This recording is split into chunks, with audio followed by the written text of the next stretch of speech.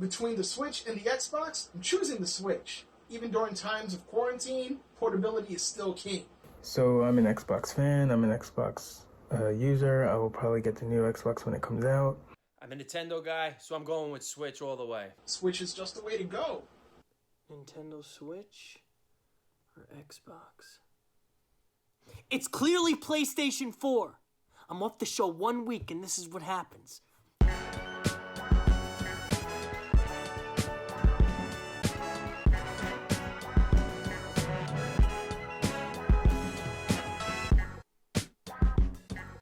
Welcome to Brooklyn Versus, where the best argument wins. This is the Bridgeside Network. We're all about supporting creators, building community, and giving you production tools so you can start rolling.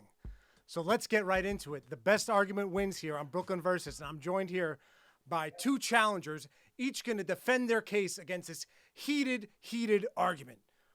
Xbox One or Nintendo Switch? Who is the king of the console? So guest one, challenger one, Stephen James.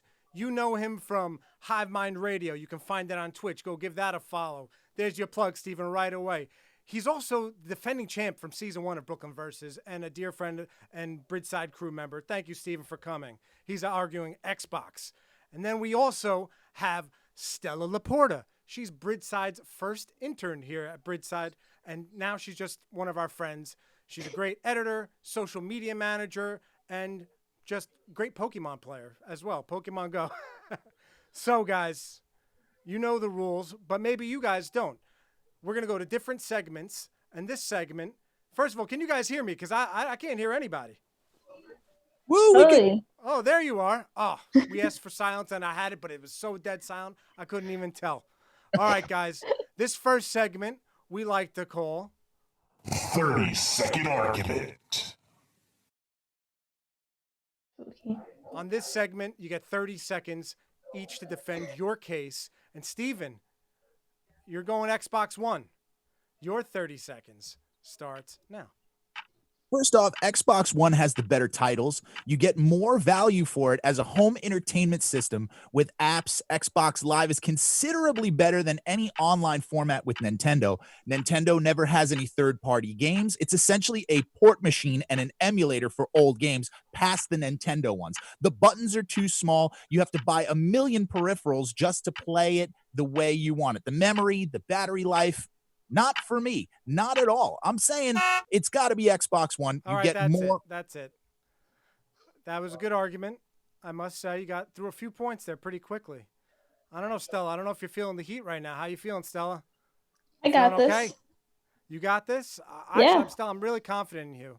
So your 30 seconds starts now. Okay, so here's the thing with the Nintendo Switch. Regardless of the fact that you made some valid points, however, it is portable. It is actually the sold out console in the entire world as of right now. Even regardless of quarantine, this is one of the top priorities to get. And I don't know about you, but I have bad eyesight, and personally, the Nintendo Switch is a lot easier on the eyes, and it's a lot better for older people than an Xbox. Okay, interesting. That's an interesting argument, especially because Steven's like one of the oldest guys we have on crew here, so I think he would be the leader in that argument. But I like it. I like it a lot. Okay, guys. So now, after we just got through the 30 seconds, we're going through the different segment of this argument, and we go Follow-up. This is as simple as it gets. It's a follow-up question. So, Steven, you say that you complain about the buttons and you complain about all these attachments, but isn't that the same on every system nowadays? Well, not the buttons, but the attachments and needing all these the media and stuff. I feel like all systems are like that inherently nowadays. Anything you buy. It's not nearly as much as with the Switch because you have the Joy-Cons themselves that you have to use. But if you want to play it on non-portable, then you have to get the Switch controller, like the Switch Pro controller. The memory isn't as good enough with, I think it's only 32 gigs standard. So you have to buy a memory card on top of that, plus the small buttons that you'd have to buy a bigger Joy-Con. There's just way too many. Sure, Xbox has peripheries like that, but not in order to play it standard, just to enhance the experience. Okay. Now, Stella, you mentioned, I'm going to go back to the old comment. So you're pretty young. You're a young gal. Yeah, I'm 21. How has it affected you? And how do you think it helps someone is that the market though? Like you bring up old people, who's the market for you? Like how old are we talking here? So personally, I've played both Xbox and Switch, and I can say that like my eyesight has gone down in the past 10 or so years. And I feel like when it comes to the Switch, it is a lot easier on the eyes because the graphics are not as complicated. Also, there's not much moving objects as there is. So for example, if I were to play COD on Xbox or Halo, there's so much going on that someone who has bad eyesight may not be able to pay attention to it, rather than like the Switch where they can easily play Mario Party, Mario Kart, maybe even Xenoverse is a little bit more up to speed now. Okay, I think at this point in the game though, high resolution images kind of change the game for everything. I think everyone's there. Like it used to be the point in these consoles that Nintendo was way behind. You know, Nintendo used to be way behind in the technological aspect of it, in the picture. Now they all have great engines. Maybe you can argue some that have better engines because literally like Xbox is made by Microsoft and computer engines, and like you could say that. But now can you say something about to go against what Steven said about the controller size? How do you feel about the controllers, Stella? Personally, I enjoy the controllers. I don't really have big hands, so I guess that's an advantage for me. However, when you immediately buy a Switch, it comes with the attachment, so you can put both the Joy-Cons and use it as one controller, which is a lot more comfortable if you're playing solo, especially on a TV. And it doesn't even have to be just for a TV. You can use that and use the little screen anywhere. Like I go to school and I'll play with my friends. And I'm sorry to cut you off, but you're saying the innovation. You're bringing up the innovation because I wanted to get to that. Are you saying the innovation is what kind of sets it apart? Yes. The buttons being small is just because it is a portable console. Any portable console you get, it's Game Boy Micro, Game Boy SP, all those had small buttons, but they were still enjoyable. Steven's shaking his head over there. Steven, one more follow-up. Do you have anything to say against that idea that the portable innovative nature of Nintendo doesn't hold weight in this kind of an argument?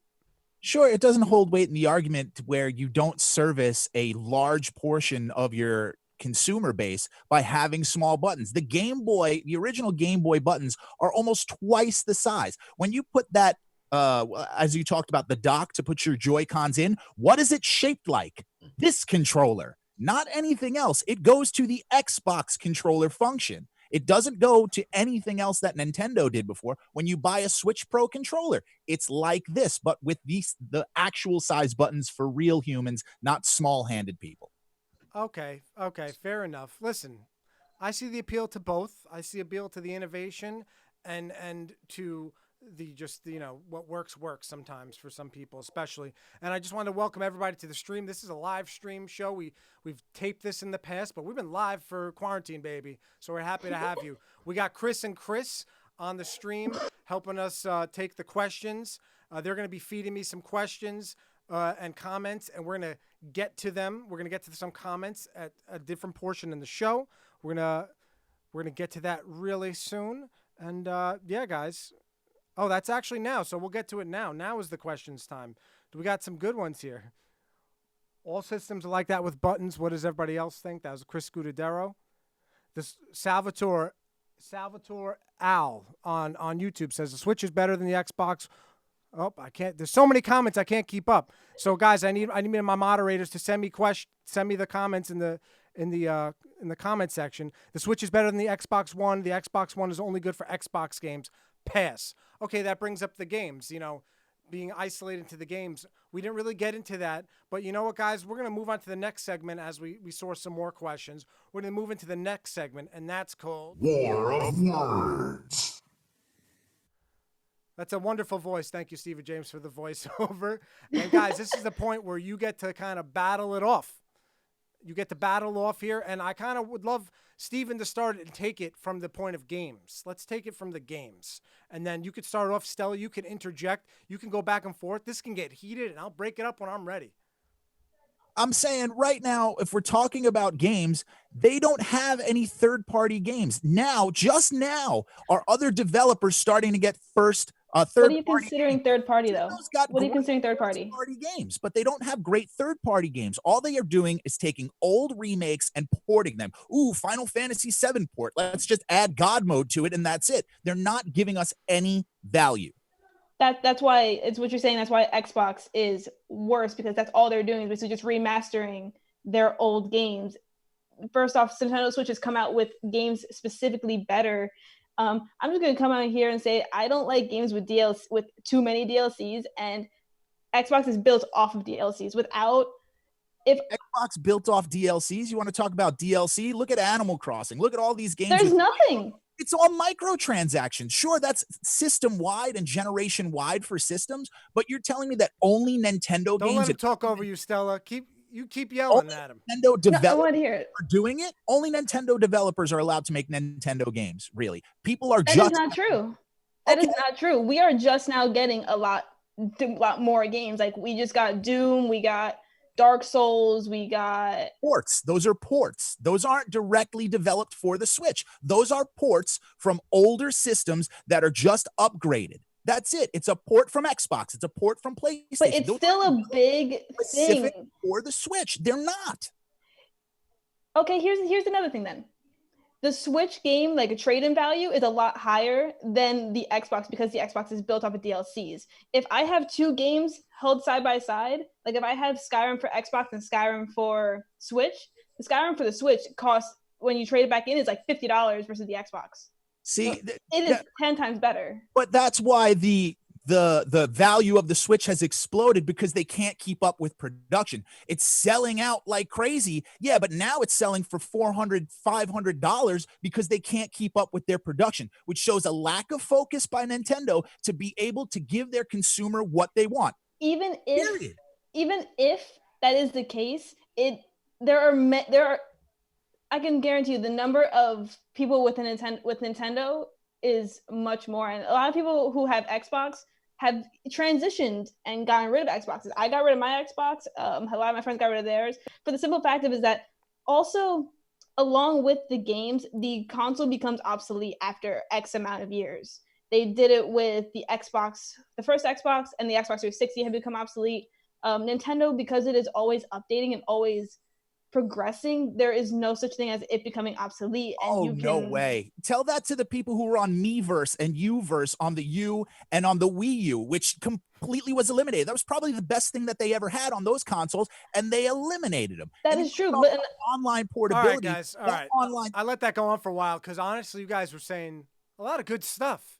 You guys had a lot of good points. I think we've naturally kind of came full circle with all these arguments between the games, between the technology, between innovation.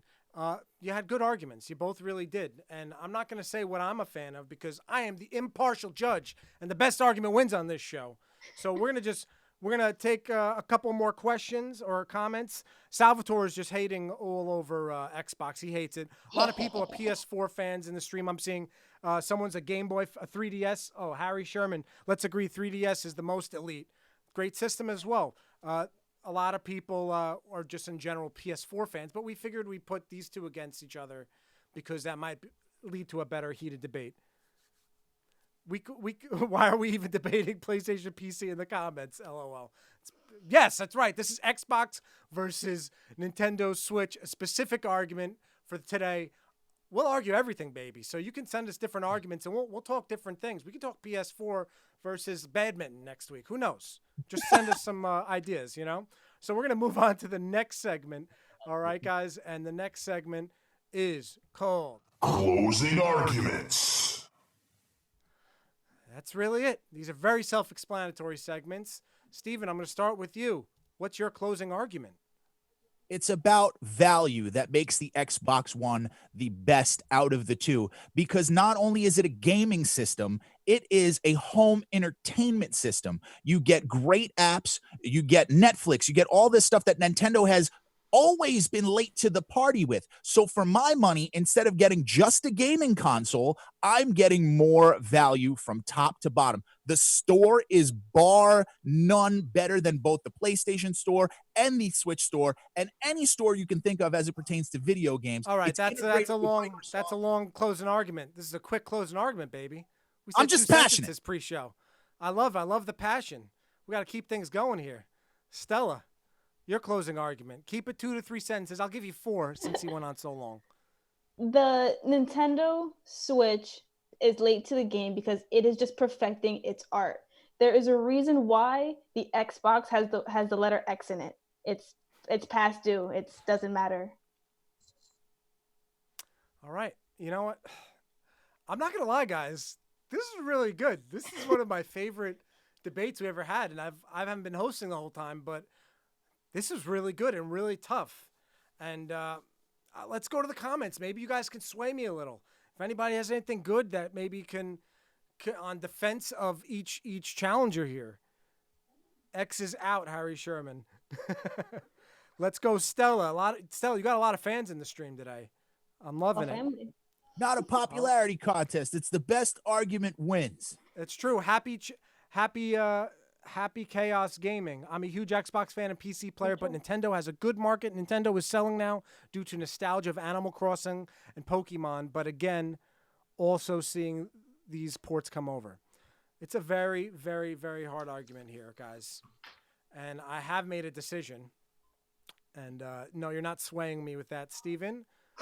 But I'll have to say, guys, although I do love Nintendo Switch and I'm not an Xbox person, Steven helped me host the show by leading me into talking points. So I have to give him the best argument here, even though I don't necessarily agree. He literally guided the flow of the conversation, bringing up all these subjects. Like I said, I kind of led you into the innovation. You kind of started talking about it, Stella, and I kind of helped you guide you there. But, you know, Stella, this was a first run for her. So let's give it up for Stella. This is our first run, Stella. So, you know, I'm always behind the scenes. I'm really happy how this one came out, guys. Steven had the best argument, whether I agree or not, whether you guys agree or not. It was the best argument. And on the show, he will get his last word, which is our last segment, which every good argument ends with that last word. But before that, you're walking away with this, Steven. Look at that, a PS4 controller for all you great Xbox fans. Now you have a PS4 controller to take home. Congratulations, Steven. And Steven, you made it to the last word. All I'm going to say here is, out of everyone that I've ever faced on Brooklyn Versus, I will say that this was definitely the toughest and the best episode that I've ever had. The level has gone up. We have leveled up, to keep it in video game terminology. I hope Stella continues to battle, but the best argument wins, and the best arguer always wins. And that's me, boy. Well, great job, Stella. Great job, Steven. Great job, people on the stream. We love you guys. Let us know what you want us to argue next time. And it doesn't matter what you think. The best argument wins here on Brooklyn Versus. So we'll see you next time, Monday. We're not Mondays anymore. Wednesdays, 7 o'clock. See you then. This is the Bridgeside Network. Don't forget to like and subscribe. Support us as we support creators. We out! Ba, ba, ba. Capella.